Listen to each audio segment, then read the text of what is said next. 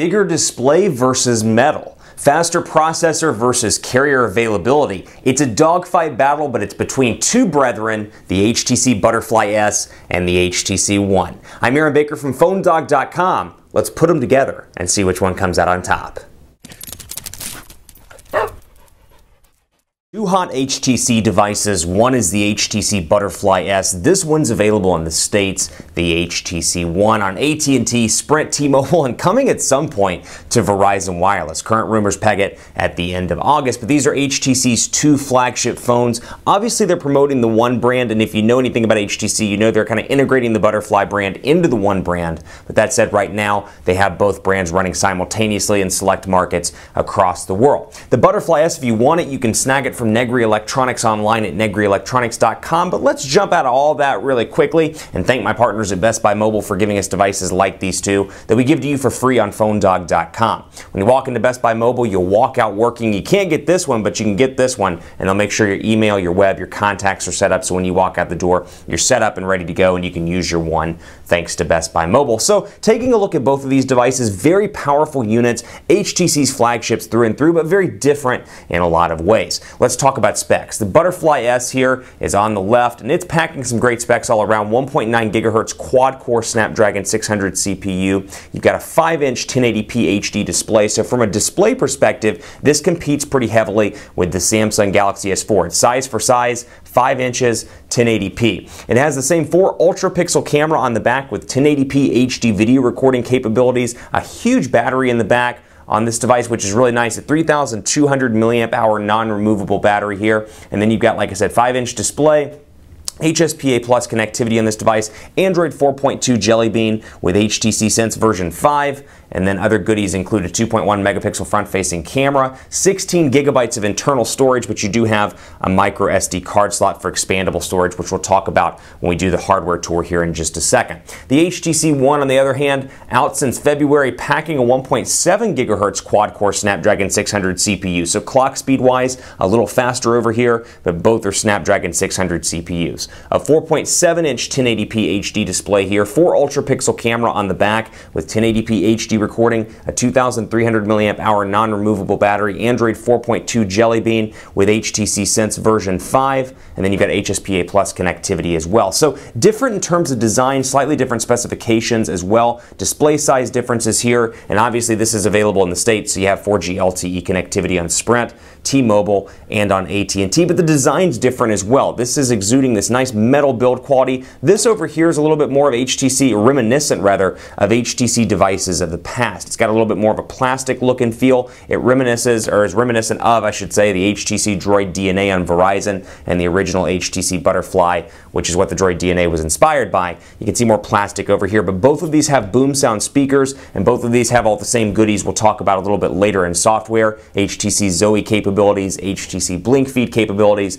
and very similar performance in HTC Sense 5. So device-wise, let's take a look right now. First of all, you'll notice front-facing camera on the Butterfly S is over on the left side. You've got your volume rocker over on the right side, micro USB charging port down here at the bottom. As you can see, off-center to the left. Over here, nothing on this side. You've got kind of a grippy surface, if you will, over on both sides of the device. Power button up top. That's an IR blaster for HTC's watch program, or HTC TV program. 3.5 millimeter headphone jack over here, and then you've got a combination of your micro SIM card slot and then micro SD card slot down here as well, and it can take up to a 64 gigabyte card in addition to the 16 gigabytes of onboard storage. So definitely a more plasticky look and feel in hand, and you can obviously feel that as well. And then of course the Travel, it is a slightly larger device. Just holding these side by side, you can see the differences hardware-wise between these two devices. Now, we've covered the HTC One at length on PhoneDog. You can see the boom sound speakers here, but really a gorgeous device with the volume rocker in the same place. You've got kind of a plasticky look and feel over here on the sides, on the spines, but metal all around on the front and on the back. Really a beautiful device here. Beats audio enabled on both units. And then you've got the camera on the back with a flash, 4 ultra-pixel camera, nice HTC logo. And again, that's metal, and it comes in most places with the exception of T-Mobile, AT&T, and Sprint in black and silver, and then you can get red in the UK and other select markets. So hardware-wise, very different here. Bigger display, that's a win. The cons, or perhaps cons to some of you, pros to others, plastic here versus metal.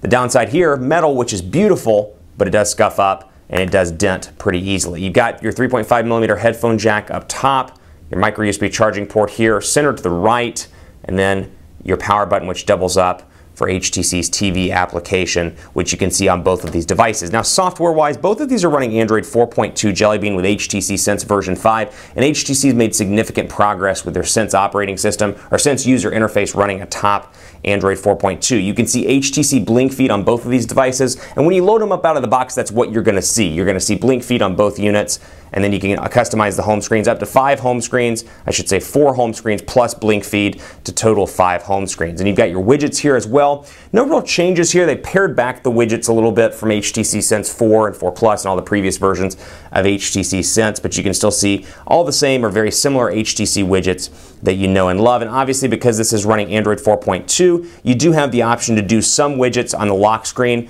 though it is very limited in comparison to, for example, the Galaxy S4 or the Nexus 4, some of the other unlocked Android 4.2 devices. So I can do this, for example, just showing you with both devices. I can press and hold with both of my fingers and swipe down the quick notification area, which is a common thing on Android 4.2. I can go to settings on both units, click right there, and we'll go down through here and take a look at personalize, and we'll go ahead and change the lock screen. I'm going to do it on both so you can see what it looks like here. Got a bunch of different lock screen options. One of my favorites happens to be productivity, where I can see my text messages, my calls, all of that stuff on screen. But let's jump right over here into widgets so you can see here, and we'll set the settings. You got Gmail and Google Plus posts as an option, and that's about it. So you're pretty limited as to what you have, as opposed to, let's say again, the Nexus 4 or the Moto, the Moto X, things like that. So we'll apply there, and then we'll go here and apply there. Actually, the Moto X has the active notification setting enabled, so we'll scratch that. But then you can see preview here. Yeah, of course, we'll apply that. I actually have it applied over here, and we'll turn them back on, and you can see what they look like. So yeah, some flexibility here, nothing really crazy by any means, but then you can swipe up to unlock, or you can swipe through your emails on either one of these devices. So camera settings and more, all of that will be coming up in part 2, but really quickly, let's take a look at phonedog.com on the browser, phonedog, and you can see the keyboard here. 5-inch display versus 4.7-inch display, phonedog.com. And then you can see how the keyboard looks. Both of these have Sense 5's keyboard enabled. PhoneDog, not FindDog, PhoneDog. PhoneDog. PhoneDog. Reminds me of the time I did the voice recording for PhoneDog 101. PhoneDog 101. And you can see phonedog.com loading up. And just to show you really quickly, again, the keyboards here. Keyboards are exactly the same, but you obviously have more screen real estate over on the HTC Butterfly S than you do on the HTC One, 5 to 4.7 inches. But the keyboard's very responsive. I like it a lot. And it's one of my favorites, actually one of my favorite out-of-the-box keyboard solutions. Far better than Samsung's offering. LG's has definitely come a long way, but still slightly better than LG's. And then, of course, I am a big fan of the stock Android keyboard. But between that and this, great keyboards to be had on both devices. Now, button placement's a little different here, as you see as well. Got back, home, recent applications. Over on the One, all you have is back and then home doubles up as a couple of different things, which we'll talk about in part 2. But you can really see the screen real estate difference here. Holding these side by side, you can see that you have more screen real estate obviously over here. So that's going to be great for web browsing, YouTube, things like that. But the trade-off is you got to bring it in unlocked, and it's pretty pricey versus buying it on a carrier and then just dealing with it over 2 years. Stay tuned for part 2 on phonedog.com. We will talk battery life. We'll talk quadrant standard and Antutu. We'll talk camera and more. If you're a geek, that's the one you'll want to watch as well. So stay tuned. The link is right here in the video. Click here to go to part 2. Otherwise, click on over. We'll see you in just a second.